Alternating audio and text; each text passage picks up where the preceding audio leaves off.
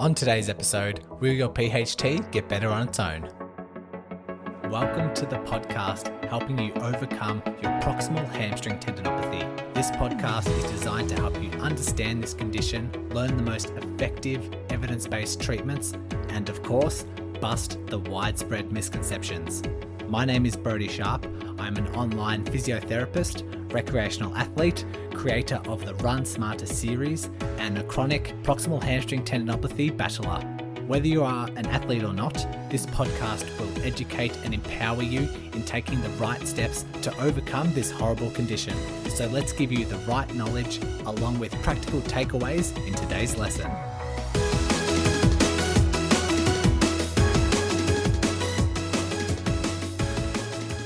Welcome back. This episode, this recording in particular, has gone through quite a journey. I have originally recorded this episode several months ago, and it was titled, Will My Injury Get Better on Its Own? And it's just like this generic topic, doesn't matter what injury, and I lay down my ideas and thoughts about based on like people I've seen in the past, based on my understanding of injuries, will it get better on its own? And yeah, I just laid down my thoughts. It was originally put down as a patron exclusive episode. So for those who aren't familiar, I also have the Run Smarter podcast, and I have a patron exclusive episode. So I have patrons who contribute $5 Australian per month, and they jump into this private Facebook group. They get exclusive content. They get like a more intimate level into the Run Smarter podcast, ask questions to future guests, plan for future episodes, and just help me in the direction of the podcast. And so it was recorded. The patrons decided and voted on that particular episode. I recorded it, left it for about 2 or 3 months, I think, before releasing it as a patron release onto the Run Smarter main feed. And so shown it there, that was probably about 6 or 7 weeks ago. And then now we have it on the PHT podcast because I feel like this topic would be really interesting for you to understand. I know a lot of people that are just waiting or have a timeline. Maybe they've been told that their PHT will resolve in 6 weeks by a health professional, and then they just sit down, they wait for the injury to heal because that's what the body does. It once you are injured, it does its best to try to heal the situation. And sometimes that doesn't happen if it's mismanaged or if it's misunderstood and you fail to identify proper rehab, fail to identify what's causing particular irritation or aggravation. And that's what we dive into today, trying to best understand, will your PHT get better on its own? Like I say, this recording has taken quite a journey. It's now on its 3rd podcast, and I hope you enjoy. Will my injury get better on its own? So before we dive into, I guess, some hypotheticals, let's talk about the basics, because I need to talk about the basics. It's just a refresher for you, but it's something you always need to keep in mind when it comes to injury prevention, just overcoming injuries in general. So we all know, being patrons of this podcast, we all know about your adaptation zone. We know that when you get injured, what we have done is exceeded that adaptation zone. And for whatever reason, now in this sensitized state, in this current short-term state, the tissues can no longer tolerate the same amount of load that it once did. It's temporarily weaker, and this is the start of that pain, rest, weakness, downward spiral. But nonetheless, when it comes to the adaptation zone, that adaptation zone is slightly weaker, or it's lowered to its injured state. And so when returning to running, what we need to do is find where that current adaptation zone is. Want to find where its irritability is, want to find how severe it is, and what current load you can tolerate, what's acceptable. And we do so through a gradual return to run program. We build up your strength and your conditioning with rehab exercises or strength exercises. We build you up with, depending on the injury, with like your endurance, with your strength, with your power. We slowly start to integrate hills and speed work, and we just slowly build everything back up within your adaptation zone. And as you work within that adaptation zone, it creeps back up to its pre-injury state, and then we just continue moving forward beyond. So your adaptation zone is now beyond what it once was pre-injury, so that you're becoming more robust, you're becoming more resilient. So that is the general principles that we need to follow when talking about like hypotheticals when it comes to this sort of situation. So a normal response to injury, or for someone who has, say, really good management skills, they've done everything right, or they've maybe got lucky and overcome this injury quite swiftly, there's a couple of situations that happen. Well, there's a couple of scenarios that might happen. The first scenario is that, okay, you're already quite strong. Maybe you're training for a marathon. Maybe you're an ultra athlete. Maybe you've just stuck to really regimented building up running volumes. You've been doing your strength training and you've been doing your cross training, and you're quite a all-rounded athlete with a big base. But for whatever reason, there's been a small fluctuation in your training, maybe an under recovery, maybe a small training error, maybe you've changed terrain or something too much, and then you've developed pain. So that's a pretty common scenario, which I see with a lot of runners. They're a pretty dedicated athlete. They've been doing all the right things, but for whatever reason, there's been a slight adjustment in their loads, and all of a sudden they've started developing knee pain or calf soreness or foot pain, something like that. In that scenario, what might happen just organically or just randomly is you've identified that shift, you've identified that change, and then you just revert back to your previous load. So if all of a sudden you were doing more hills, you said, oh, my knee's a bit sore from all those hills, let me have a day or two off and let me just go back to what I was usually doing, and then make sure I don't make that same training error in the future. And if I do decide to do hills or reintroduce hills, I want to make sure it's more gradual than what I previously just did, because I know that's jumping the gun or jumping my adaptation zone. And so what happens is that when you revert back to that previous load, where now the adaptation zone during that injury hasn't fluctuated too much because you've already got this big base. And so it might have been a little bit sensitive. A couple of days later, that sensitized state has reduced. And then when you go back to your pre-injury levels, pre-injury volumes, you're still within your adaptation zone and training continues. And so that's an example of an injury, no matter where in the body, that has just got better on its own, just based on your own good management skills, your good decision-making processes. It's a very mild case, I guess, when it comes to an injury. But we see this all the time. You see anecdotes of people on Facebook and saying, yeah, I had shin splints and then it just went away. Or, yeah, I had knee pain, but I had it for a week or so and then now it's okay and it hasn't come back. And it's usually these sort of principles that are followed. The second common scenario that I see when it comes to a good response to injury, or an injury getting better on its own when it comes to good management skills, is if someone has a significant injury. So if someone is training, they're training for a marathon and they've gone on holidays for a couple of weeks, and they have to try and jump straight back into their marathon training plan, and they just do way too much, and their knee has got really sore because they had to do a long run. It involved a lot of hills. That you went with a friend who's a lot fitter than you are, so you were running a bit faster, trying to get a little bit competitive. All of a sudden, you've knee pains come on after the run, and it's really sore the next day. So this is a significant fluctuation in this adaptation zone. The injured area, no matter where in the body, but it's just really sensitive, really sore, really painful, really irritated. So what do we do with these? How do we respond to this with good management skills? Well, usually the rebuild is a bit more substantial. So we need to, in most cases, just almost go back to square one, have a couple of days off, maybe do some strength rehab, maybe do some squats, maybe do some light loading to see if you can start tolerating more of those running loads. Then once you can tolerate small amounts of running, then you're just doing a walk run program and slowly building up your tolerance. And so this is how an injury can get better on its own, but we're just following these good management skills.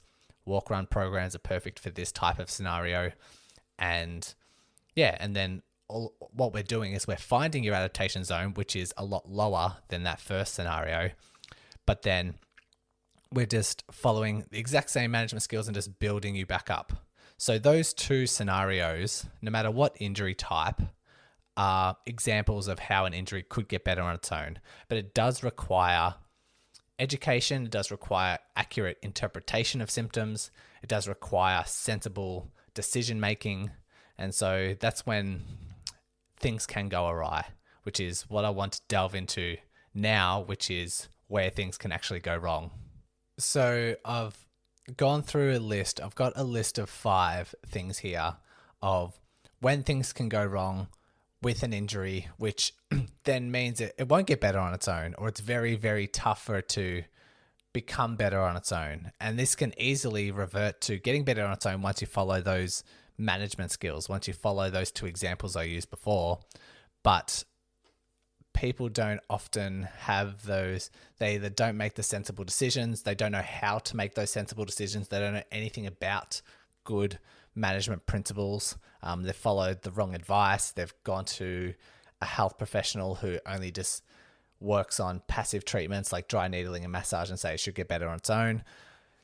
That's sort of the things it could run into. So I've got a list of 5 things here of things that can go wrong, which means your injury may not get better on its own. So number 1 is just being mismanaged initially. So this continues to affect the adaptation zone. This is kind of a part of that pain, rest, weakness, downward spiral, because when someone develops an injury and they're 3/4 of the way through their training program or their marathon training program, they don't want to take time off. And so maybe they think, oh, let me just risk it. Let me just push through the pain. Let me just see how it goes. Let me try and just risk it and see if it gets better on its own, and then I can still run at these high volumes. Or people might just not interpret it and say, oh, running, there's always going to be pain when you run. This is just a little niggle. Let me just see how it goes. And then they continue doing their speed work. They continue doing their hills, and it's too much. And that injury just becomes more and more irritated. And then by the time it's now a full-blown injury, sometimes weeks or months down the track, it's extremely hard to overcome. And so mismanaging the injury initially is a big step. It's something very commonly that I see. It's someone doing too much, someone running too fast, doing too many hills when that injury or that location of the injury can't tolerate those loads. And so this is a pretty key point, because it's doing the exact opposite of what those good scenarios or those good management skills were in those examples above. So I put this number 1 as because it's the most common error that I see.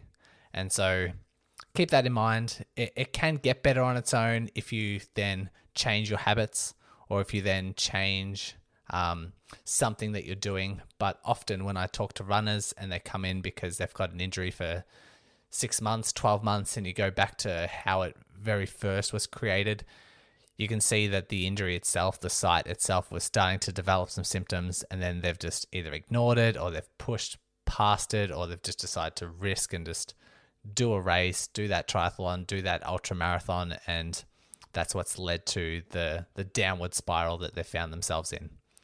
So that's number 1, the initially mismanaging that injury. Number 2 is it starts to, the loading outside of the running starts to exceed your adaptation zone. And so we're talking about daily loading that's on the body that's not during your running loads, because runners love running. They think their injury is due to their running, but it can get to a point where that adaptation zone drops to this sensitized state, but it drops so much and it's irritated to the point where whatever you're doing throughout the day is exceeding that adaptation zone. And so some examples here are, say, standing, for if someone has plantar fasciitis, It's something like sitting for proximal hamstring tendinopathy. And these are the two injuries that I find can persist for a very, very long time. Plantar fasciitis, people can have plantar fasciitis for several years if they've mismanaged it, or proximal hamstring tendinopathy for several years if they've mismanaged it. And one of the reasons, there's a few reasons, but one of the reasons is because outside of running, what you're currently doing, like whether it be your work, whether it be your family commitments, whether it be your hobbies outside of running, now exceed that tissue's adaptation zone. So an example, say for plantar fasciitis, is someone who trained for a marathon, did some training error, all of a sudden they've developed this plantar fasciitis, but they are a chef, a full-time chef that has to stand for long periods of time, usually on quite hard floors. You can usually find some comfortable footwear, but just the standing for such a long period of time during their shift means that it's exceeded their adaptation zone during their shift. And so it's very, very tough for that tissue to recover. It's very hard to find some rest time, some recovery time in order to build them back up. And so what the work shift does is actually make that tissue more sensitized, and that adaptation zone further drops because we know this pain, rest, weakness, downward spiral, and then it becomes extremely tough to overcome. Same with proximal hamstring tendinopathy. If you've, say in my scenario, I guess for plantar fasciitis as well, like when I've had plantar fasciitis in the past, that's carried over into my work as a physio. Back when I was working in clinics, I used to wear quite dressy shoes with quite a firm heel underneath, so I had to change my footwear. I had to, if I was doing Pilates classes, if I was taking Pilates classes where I had to stand for long periods of time, I'd take off my shoes. I would put a rubber mat underneath my computer where I would type out the Pilates programs just to give myself a bit more cushioning, because I recognized that my sensitized plantar fasciitis was carrying over into my daily work and was becoming really hard to overcome because I was standing for such long periods of time. And I guess the proximal hamstring tendinopathy, I can use an example as well. Training for triathlons, that overloaded me and my proximal hamstring tendons were sore. They were sore for several months, but then started to carry over into sitting. From if I was to say do notes, it was to carry over if I was to treat someone on a plinth, on a treatment bed, and I had to lean over and massage or do some joint mobs or do some dry needling, and I had to just, that gentle lean over the bed over the patient was for a long period of time was starting to irritate those tendons. And so that's carrying things over. And if it's irritated after your work shift, when you haven't been running, it's extremely tough to switch into recovery mode. And so that's when I had to alter how I was standing, had to alter how I was sitting, and try and get on that road to recovery. So number one, mismanaging that injury initially. Number two, loading the loading capacity is exceeded outside of your running and into your everyday life. Number three that I have written down here is there's just missing pieces to your rehab. So an injury that just doesn't get better on its own is usually one that's reoccurring, one that's like as soon as you go back to high mileage, or as soon as you go back to a certain amount of mileage, or as soon as you go back to hills, the injury flares up again and it's just not going away. Well, maybe there's something within your rehab that's actually missing. So you may be doing a whole bunch of, I guess one example would be, say, for proximal hamstring tendinopathy, because I see a lot of those patients, they have recognized the benefits of strength training, but they just only keep to body weight style exercises. They know strength is good, so they do their say maybe an arabesque, or maybe a deadlift, or maybe a bridge, just body weight. And because it's a little bit painful, they just stick to that. But then as soon as they try and get back to running, they try a return to run program, they try and be as gradual as they can, and it just flares up. Well, in your rehab, when it comes to your rehab, you're just trying to reach this chasm. You're not working your way up the rehab ladder one rung at a time. You're just trying to go from the easiest form of exercise you can do and then go to a huge load, which is running. And so the gap is too big for you to negotiate. And so missing pieces in rehab, it could be introducing power-based exercises, it could be slowly introducing speed into your running, it could slowly be introducing hills into your running, just trying to find, based on your injury, where those missing pieces might fall, especially if you've tried several attempts to return to running and that injury keeps flaring up. You may need to go back to that rehab ladder, maybe find some rungs in that rehab ladder that you haven't maybe considered or maybe not even thought of, maybe get a second opinion and then just slowly work up that rehab ladder, because it's just following those simple principles. So number 1, mismanage initially. Number 2, the loading is now exceeding the injury site outside of running into your everyday life. 3, there's this missing pieces in your rehab. Number 4 is just misinformation. This injury might not get better on its own if you have just Googled something, or you've just took on some advice which was ill-advised or maybe not evidence-based and maybe making the situation worse. And it's just a plain case of just being misinformed about how to overcome this injury. And so I see a couple of years ago, or I guess it's still today, people think that stretching for the proximal hamstring tendon helps it recover, and some health professionals are still advising this, which is really tricky. But we know that prolonged stretching, if this tendon is in a really irritated state, it just further irritates. We know that, say, stretching or foam rolling the ITB, especially around the insertion point, if you do have ITB syndrome, just irritates things. So that's maybe one of a common advice that someone might receive if they do have ITB syndrome. It's like, oh, just foam roll your ITBs. And so they foam roll the insertion point, so really close to the knee, and it just irritates the area. So that's another one if someone's ill-advised or misinformed. Someone who's running with maybe a low cadence, which is contributing to the injury being flared up when they don't even know what cadence is. I've seen that very commonly. Someone who has plantar fasciitis and might not have the right advice around footwear. I guess the example I used above when it comes to, say, someone having a proximal hamstring tendon or just any injury, and they know that strength training is the best thing, or strength rehab exercises, and then they just only keep to body weight because it might be a little bit painful during body weight, and they're too fearful to progress. That's a little bit being misinformed as well, because we know that a little bit of pain's okay, and we know, especially for tendons, that heavy, slow load through low levels of pain is actually probably the best thing you want to do for those tendons. And so just being misinformed. You guys have listened to the podcast before. You guys are well informed when it comes to injuries. Or if an injury arises, you have those resources there. You've got the episodes, you've got the blogs to go back to so that you do have the best information possible. The 5th one, which is probably the most important when it comes to will this injury get better on its own, is the situation that can slowly develop into you developing chronic pain.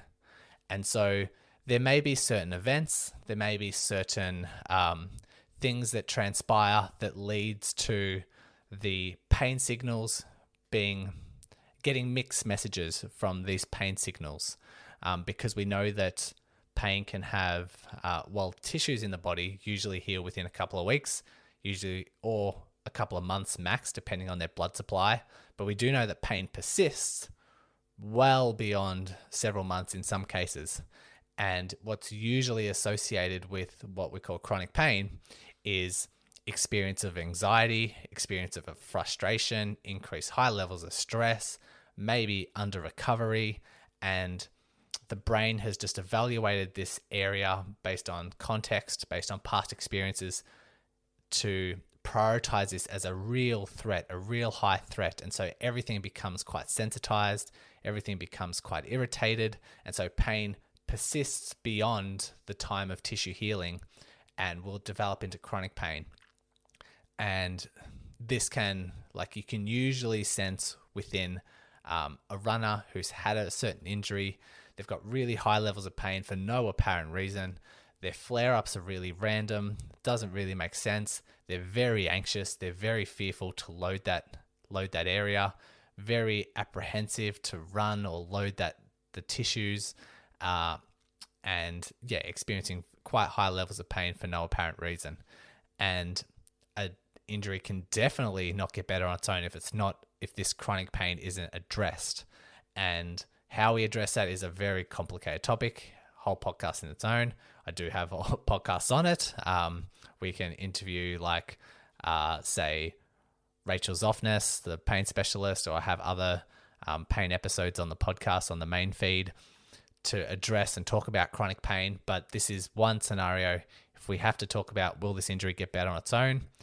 If you have really fearful tendencies, if the context has set you up for becoming really fearful about damaging this particular site, maybe you've had friends or family that's had this particular injury and they've had really tough time to overcome it, and so that heightens the relevance of this injury, heightens the importance of it, and means that these doubts, these fears about it getting better on its own is starting to creep in.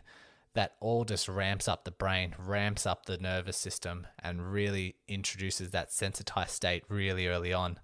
And people have a difficult time to overcome that. And so that's what I have for those 5.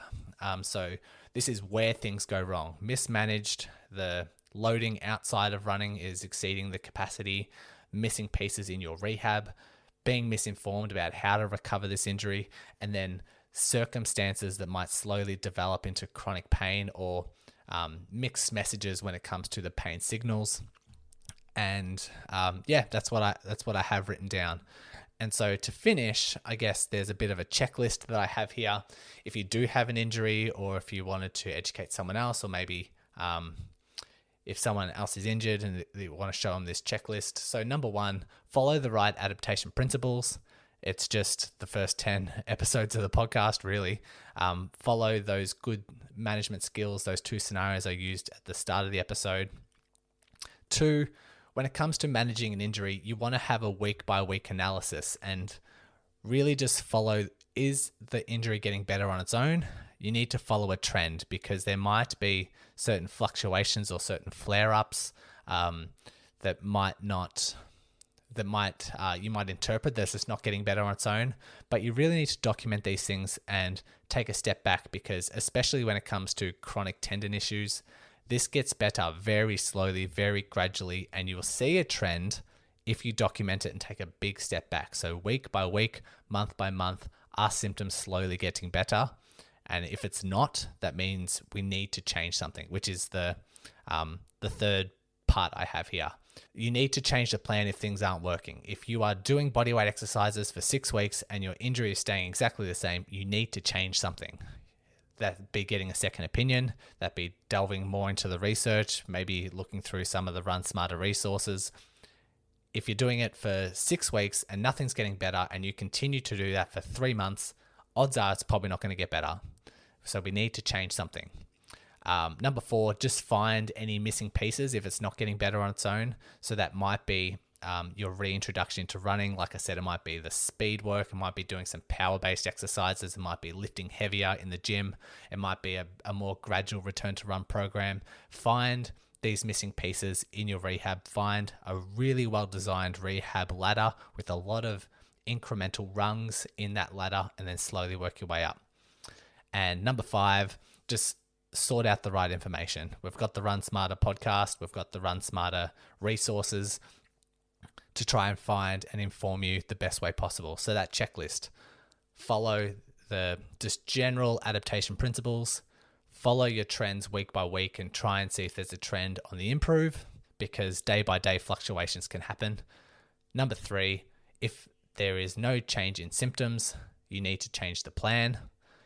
Number 4, finding any missing pieces in your rehab. Number 5, you need to find the right information.